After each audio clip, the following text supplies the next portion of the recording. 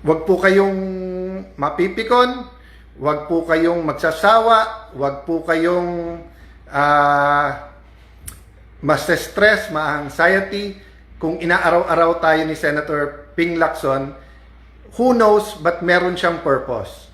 Having said that, medyo misfire, or medyo, kaya akala po nung iba nangangalaska ako, or I'm being sarcastic nung sinabi kong iniimbita ko siya. Hindi po. Alam nyo po, pareho kami hindi civil engineer, pareho po kami hindi taga DPWH.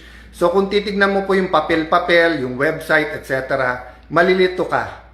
Pero kung dialogue, usap, upo with the proper officials, ano ba tong project, magkano, anong boundary, saan to ginawa, anong history nito, anong purpose nito.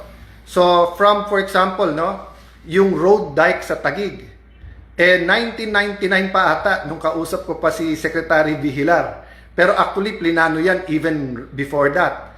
Panahon ni President GMA, panahon po ni President Aquino, President Duterte, may mga variation, may mga nangyari dyan. What's the point? Ang purpose po is to protect the lake.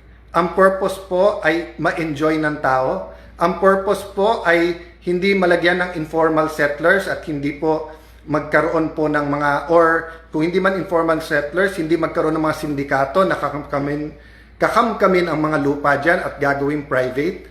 Ang purpose ay tulungan ng LLDA na protektahan ng lake.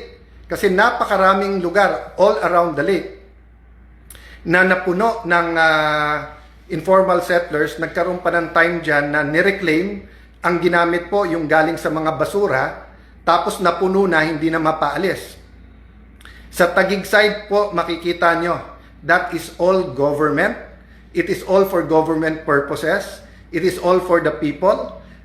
Hindi po totoo na yan ay privately owned. At yung, basta't maraming sinasabi si Senator Lacson na simple lang. Kung magtatanong siya ng maayos at tatanungin niya yung nakakaalam, at instead na pagbibintangan niya at palalabasin niya na may mali siya, palalabasin niya na may anomalya, malilinawan siya.